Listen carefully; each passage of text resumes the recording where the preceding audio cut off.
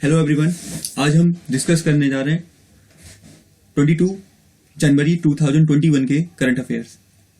ये current affairs हमारे आगामी किसी भी परीक्षा के लिए काफी ज्यादा महत्वपूर्ण होते हैं, जिन्हें अलग अलग सोर्सेज से बनाया जाता है, जैसे the Hindu, Indian Express, PIB etcetera. So देरी न करते हुए शुरू करते हैं अपना पहला topic, world cooperative monitor report 2022।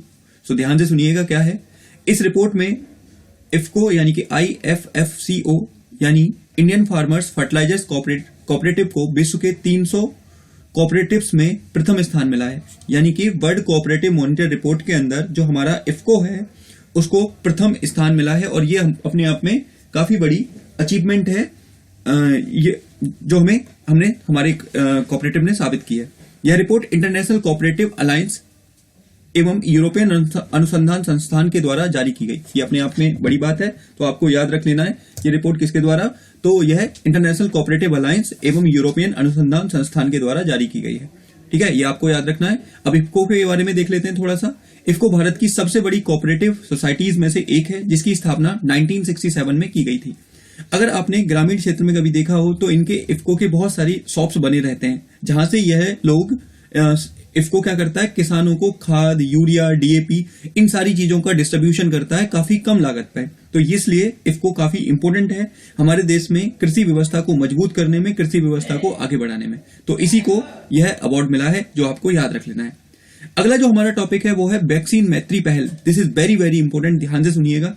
क्या है, कोविड-19 का प्रभाव हमारे साथ साथ हमारे पड़ोसी देशों पर भी बहुत तेजी से पड़ा। तो ऐसे में भारत सरकार ने अपनी जिम्मेदारी दिखाते हुए व अपनी पड़ोसी प्रथम नीति का अनुपालन करते हुए क्या किया है कि यह पहल किसने शुरू किया है, यह भारत सरकार के द्वारा शुरू की गई है। सबसे पहले यह एक अनुदान सहायता प्रोग्राम है, जिसके तहत भारत देशों को वैक्सीन भेज रहा है।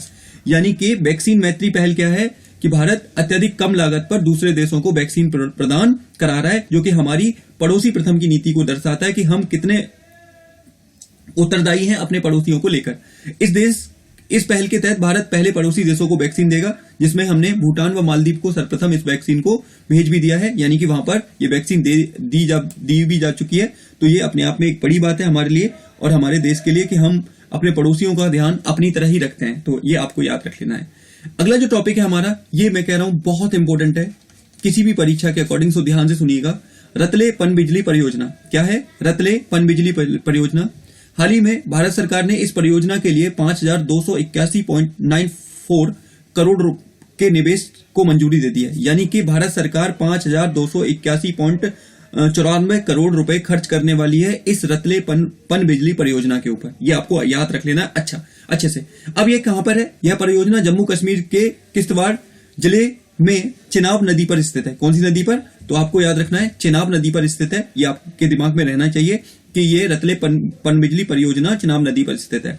पाकिस्तान ने आपत्ति जताते हुए कहा कि यह सिंधु जल नदी के अनुरूप नहीं है। यानी कि इसका भी विरोध पाकिस्तान सरकार के द्वारा किया गया और ये कहा गया कि यह किसके, सिंधु नदी जल संधि के अनुरूप नहीं है। लेकिन 2017 में विश्व बैंक ने भारत को बांध बनाने की अनुमति दे दी। यह और साथ ही आपको एक बात और याद रखनी है, देश का पहला हाइडल प्रोजेक्ट होगा, हमारे देश में पहला हाइडल प्रोजेक्ट होगा जो चिनाब नदी पर बनाया जा रहा है, जिसका नाम है रतले पनबिजली परियोजना, जो कि जम्मू कश्मीर के किश्तवाड़ जिले में स्थित है।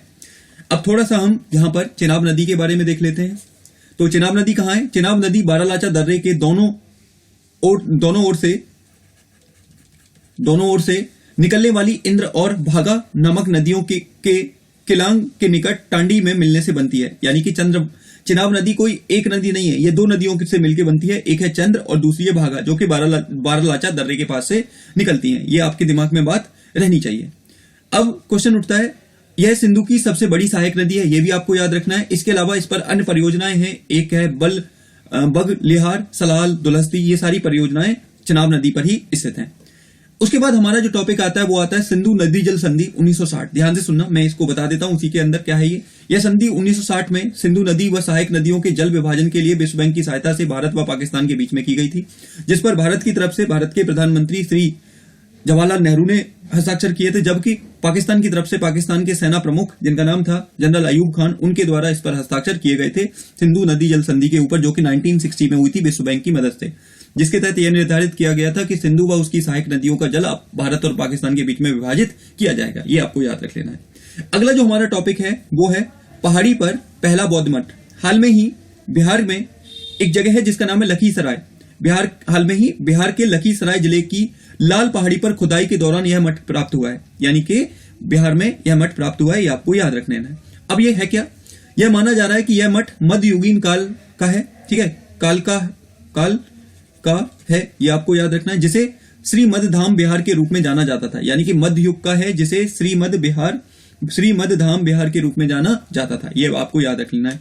यहां से मोहरों की प्राप्ति हुई है जो कि संस्कृत भाषा तथा सिद्ध मातृका लिपि में लिखी गई हैं।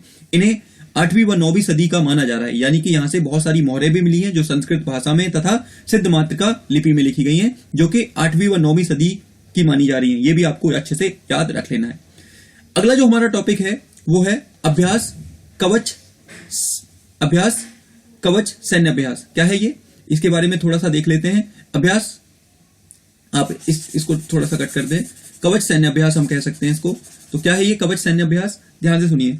अगले सप्ताह यह सैन्य अभ्यास अंडमान सागर के क्षेत्र में आयोजित किया जाएगा और इस अभ्यास में आपको याद रखना है भारतीय थल सेना, वायुसेना तथा नौसेना संयुक्त रूप से भाग लेंगे, जिससे कि भारत में अच्छी तरीके से जॉइंट ऑपरेशन चलाए जा सके और अपने समुद्र साथ साथ देश की सुरक्षा में अच्छी तरीके से पार्टिसिपेट किया जा सके, इसलिए यह अभ्यास किया जा रहा है। इस अभ्यास का मुख्य उद्देश्य साझी सेनाओं की युद्ध क्षमताओं को देखना, साथ ही समुद्री सुरक्षा सुनिश्चित करना है। ये मैंने आपको बता दिया, ये आपको याद रख लेना है। किसके बारे में, तो मैंने बताया कवच सैन्य अभ्यास के बारे में, जो कि तीनों सेनाओं का संयुक्त सैन्य अभ्यास है। अगला जो टॉपिक है हमारा वो है S4 ट्रम्प मिसाइल सिस्टम। ध्यान से सुनिएगा, S4 ट्रम्प मिसाइल सिस्टम या प्रणाली आपको याद रखना है। क्या है ये, भारत इस मिसाइल प्रणाली सिस्टम को रूस से खरीद रहा है। सबसे पहले तो आपको ये इंपॉर्टेंट याद रख लेना है कि भारत इसे रूस से खरीद रहा है, ठीक है, ये आपको याद रखना है। रूस ने घोषणा की है कि वह भारतीय सैन्य विशेषज्ञों को इसके इस्तेमाल की ट्रेनिंग देगा। हाल में ही इसकी ट्रेनिंग दी जाएगी, इसी वजह से ये काफी ज्यादा खबरों में रहा था, S4 ट्रम्प मिसाइल सिस्टम। अब ध्यान से सुनो आगे क्या है। यह सतह से हवा में वार करने वाली प्रणाली है, मिसाइल प्रणाली है, जिसकी मारक क्षमता 250 किलोमीटर है। यह आपको याद रख लेना है। इसकी मारक क्षमता कितनी है, मारक क्षमता 250 किलोमीटर है। ये भी आपको आपके दिमाग में बात रहनी चाहिए, आपको पता होना चाहिए कि इसकी मारक क्षमता 250 किलोमीटर है। अब देखो क्वेश्चन उठता है कि आखिर समस्या क्या है, हम इसे खरीद रहे हैं लेकिन यह बात अमेरिका को बिल्कुल भी नहीं पच रही है। तो अमेरिका ने क्या किया था, वो एक एक्ट लेकर आए थे जिसका नाम था काटसा एक्ट। ध्यान से सुनिएगा, काटसा एक्ट 2017। इस एक्ट के तहत यूएसए की सरकार ने ईरान, दक्षिण कोरिया व दक्षिण कोरिया नहीं होगा, ये उत्तर कोरिया होगा, एक मिनट, नॉर्थ कोरिया है ना, हाँ उत्तर कोरिया होगा ये, ठीक है। तो ये क्या किया है, इस एक्ट के तहत यूएसए की सरकार ने ईरान, उत्तर कोरिया व रूस पर प्रतिबंध लगाए हैं। अब क्या प्रतिबंध लगाए हैं कि कोई भी देश इन देशों के साथ टेक्नोलॉजिकल वेपन या फिर इंटेलिजेंस को शेयर करता है तो अमेरिका उस देश पर भी प्रतिबंध लगा सकता है। क्या है, साथ ही इसमें यह भी प्रावधान है कि कोई भी देश अगर रूस के साथ सैन्य व सूचना का आदान प्रदान करेगा तो वह उस देश पर प्रतिबंध लगा देगा। तो इसी वजह से अब भारत जब इसको ले रहा है तो ऐसा माना जा रहा है कि अमेरिका भारत के ऊपर प्रतिबंध लगा सकता है। तो इस वजह से ये काफी ज्यादा खबरों में रहता है, आपको याद रखना है। S4 ट्रम्प मिसाइल सिस्टम, और किस देश का है ये, रूस का है, जिसे हम खरीद रहे हैं ताकि हमारी सुरक्षा सुनिश्चित हो सके। ठीक है, आगे बात करते हैं हम, क्या है ये, first wild life sanctuary exclusively for valves, यानी कि जो भेड़िए टाइप के होते हैं उनके लिए फर्स्ट वाइल्ड लाइफ सेंचुरी बनाई जा रही है। कहां पर, कर्नाटक सरकार कोपल जिले में इस अभयारण्य का निर्माण करने जा रही है, यानी कि कर्नाटक सरकार इस वाइल्ड लाइफ सेंचुरी का निर्माण करने जा रही है। ये आपको याद रखना है, यह भेड़ियों के लिए मुख्य रूप से होगा, जो मैंने आपको बता दिया। ये S400 है, कुछ इस तरीके का दिखेगा, देख लीजिए आप। ये यहां से मिसाइल प्रणाली है, पूरा इसको एक जगह से दूसरी जगह भी ले जाया जा सकता है। तो ये S400 मिसाइल प्रणाली है, आप देख सकते हैं यहाँ पे।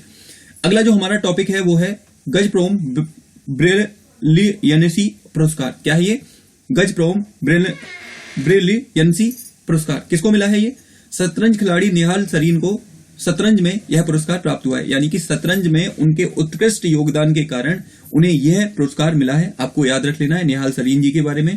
क्वेश्चन ये भी पूछा जाता है कि हाल ही खबरों में रहे निहाल सरीन किस खेल से संबंधित है, तो आपको याद रखना है ये शतरंज से है और इनको कौन सा गजप्रोम ब्रिलियंसी अवार्ड पुरस्कार दिया गया है।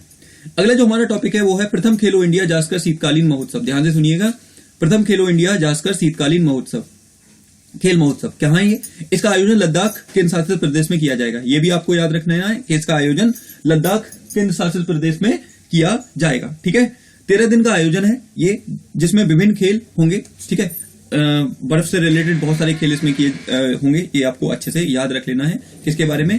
खेलो इंडिया जास्कर शीतकालीन खेल महोत्सव के बारे में, जो कि लद्दाख यूनियन टेरिटरी में किया जाएगा, ये आपको याद रख लेना है। और लद्दाख को आपको पता होना चाहिए बनाया कब गया था? 5 अगस्त 2019 को भारत सरकार के द्वारा घोषणा की गई थी कि अब लद्दाख एक यूनियन टेरिटरी होगा जम्मू कश्मीर से अलग, जिसके पहले लेफ्टिनेंट गवर्नर बनाए गए थे श्री आर.के. माथुर जी। ठीक है, ये भी आपको याद रख लेना है, आर.के. माथुर जी। ओके, अगला जो हमारा टॉपिक है वो है राष्ट्रीय मिनी आदि महोत्सव। ध्यान से सुनिएगा, राष्ट्रीय मिनी आदि महोत्सव जनजातीय संस्कृति को बढ़ावा देने के लिए इसका आयोजन नई दिल्ली में किया जाएगा। क्वेश्चन पूछेगा आपसे, हाल में ही राष्ट्रीय मिनी महोत्सव आदि महोत्सव का आयोजन कहां किया गया था? तो आप बताओगे कहां किया गया था? तो वो किया गया था कहां पर? नई दिल्ली में। ठीक है, ट्राइफेड इस महोत्सव का आयोजन कर रहा है ताकि ट्राइबल कल्चर को, ट्राइबल संबंधित चीजों को लोगों के सामने लाया जा सके और उसके बारे में जागरूकता फैलाई जा सके, इसलिए इसका आयोजन किया जा रहा है। तो आपको याद रख लेना है। और जनजातीय मंत्री हैं हमारे अर्जुन मुंडा जी, जिन्होंने इसका शुभारंभ किया है। तो ये थे आज के करंट अफेयर्स, जिनको अलग अलग सोर्सेज से, अलग अलग चीजों से हमने तैयार किया है, जो किसी भी परीक्षा के हिसाब से काफी ज्यादा इंपॉर्टेंट है। सो अगर आपको ये सीरीज पसंद आती है तो इसे लाइक करें, शेयर करें और मेरा चैनल सब्सक्राइब करें, ताकि मैं ऐसे ही वीडियो लाता रहूं जो कि हमारी परीक्षा के लिए काफी ज्यादा इंपॉर्टेंट हो। तो आज के लिए इतना ही, मिलते हैं ऐसी ही नई क्लास में, तब तक के लिए धन्यवाद।